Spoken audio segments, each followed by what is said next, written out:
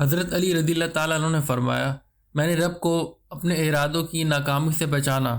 ہمیں یہ کیسے معلوم ہو کہ کس کام میں رب کی مرضی ہے اور کس کام میں نہیں؟ آئیے جانتے ہیں۔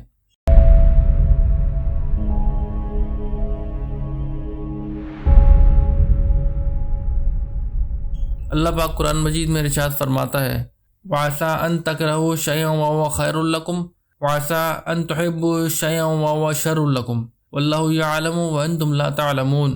اور قریب ہے کہ کوئی بات تمہیں ناپسند ہو حالانکہ وہ تمہارے حق میں بہتر ہو، اور قریب ہے کہ کوئی بات تمہیں پسند آئے حالانکہ وہ تمہارے حق میں بری ہو، اور اللہ جانتا ہے اور تم نہیں جانتے۔ طبی طور پر کوئی چیز ناگوار ہونا اس بات کی علامت نہیں کہ وہ چیز ناپسندیدہ اور نقصان دہ ہے، جیسے کڑوی دوائی، انجیکشن اور آپریشن طبی طور پر ناپسند ہوتے ہیں لیکن نقصان دہ نہیں بلکہ نہایت فائدہ مند ہیں۔ یوں ہی کسی چیز کا تمہیں پسند ہونا اس بات کی دلیل نہیں کہ وہ اچھی اور مفید ہے۔ بچے کو پڑھائی کی جگہ ہر وقت کھیلتے رہنا پسند ہوتا ہے، شوگر کے مریض کو مٹھائی پسند ہو تو اس کا یہ مطلب نہیں یہ چیزیں اس کے لیے مفید بھی ہیں بلکہ نقصان دہ ہیں۔ لہٰذا اے مسلمانوں، اچھا یا برا ہونے کے مدار اپنی سوچ پر نہ رکھو بلکہ اللہ تعالیٰ کے حکم پر اور منشا پر رکھو۔ اللہ تعالیٰ نے جس چیز کا حکم دیا وہ بہرحال ہمارے لیے بہتر ہی ہے، اور جس سے منع کیا وہ بہرحال ہمارے لیے بہتر نہیں ہے۔ سورہ نساء آیت نمبر 19 پر کیا فرمایا؟ فَعَسَىٰ أَن تَكْرَهُوا شَيْئًا وَيَجْعَلَ اللَّهُ فِيهِ خَيْرًا كَثِيرًا۔ تو ہو سکتا ہے کہ کوئی چیز تمہیں ناپسند ہو اور اللہ اس میں بہت بھلائی رکھ دے۔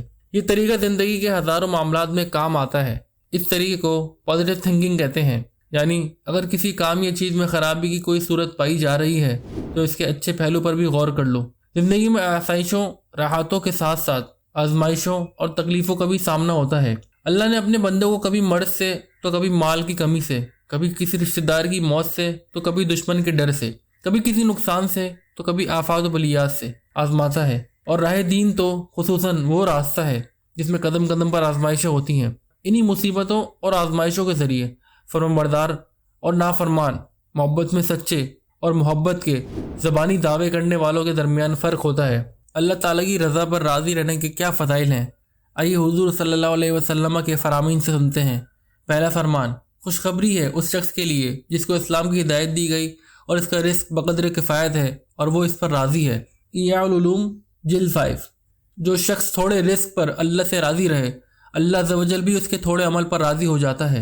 احیاء العلوم جلد 5۔ جب اللہ عز و جل کسی بندے سے محبت کرتا ہے تو اس کو آزمائش میں مبتلا کرتا ہے، بس اگر بندہ صبر کرے تو وہ اس کو چن لیتا ہے، اور اگر راضی رہے برگزیدہ بنا لیتا ہے۔ احیاء العلوم جلد 5۔ رضائے الہی پر راضی رہنے کے چند بزرگان دین سے اقوال سنتے ہیں۔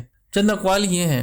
سیدنا ابن عباس رضی اللہ تعالیٰ عنہ فرماتے ہیں، بروز قیامت سب سے پہلے ان لوگوں کو جنت کی طرف بلایا جائے گا جو ہر حال میں اللہ عز و جل کا شکر کرتے ہیں۔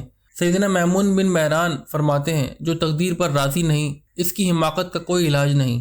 سیدنا عبداللہ بن مسعود نے ارشاد فرمایا، میں کسی انگارے کو زبان سے چاٹوں اور وہ جلا دے، جو جلا دے اور باقی رہنے دے، جو باقی رہنے دے، یہ میرے نزدیک اس سے زیادہ پسندیدہ ہے کہ جو کام ہو چکا اس کے بارے میں میں کہوں کاش نہ ہوتا، یا نہ ہونے والے کام کے بارے میں کہوں کاش ہو جاتا۔ سیدنا ابو درداء رضی اللہ تعالیٰ عنہ فرماتے ہیں، ایمان کی سر بلندی حکم الہی پر صبر کرنا اور تقدیر پر راضی رہنا ہے۔ احیاء العلوم جلد 5۔ حضرت انس رضی اللہ تعالیٰ عنہ فرماتے ہیں، حضور صلی اللہ علیہ وسلم نے ارشاد فرمایا، بڑا ثواب بڑی مصیبت کے ساتھ ہے، اور جب اللہ تعالیٰ کسی قوم سے محبت فرماتا ہے تو انہیں آزمائش میں مبتلا کرتا ہے، بس جو اس پر راضی ہوا اس کے لیے اللہ تعالیٰ کی رضا ہے، اور جو ناراض ہوا اس کے لیے ناراضگی ہے۔ ترمذی شریف کتاب الزہد۔ حضرت سعد رضی اللہ تعالیٰ عنہ فرماتے ہیں، میں نے عرض کی، یا رسول اللہ صلی اللہ علیہ وسلم، سب سے زیادہ آزمائش کس کی ہوتی ہے؟ آپ صلی اللہ علیہ وسلم نے فرمایا، انبیاء علیہ السلام کی، پھر درجہ بدرجہ مقرب بندوں کی۔ آدمی کی آزمائش اس کے دین کے مطابق ہوتی ہے۔ اگر دین میں مضبوط ہو تو سخت آزمائش ہوتی ہے، اور اگر دین میں کمزور ہو تو اس کے دین کے حساب سے آزمائش کی جاتی ہے۔ بندے کے ساتھ یہ آزمائش ہمیشہ رہتی ہے، یہاں تک کہ وہ زمین پر اس طرح چلتا ہے کہ اس پر کوئی گناہ نہیں ہوتا۔ ترمذی شریف کتاب الزہد۔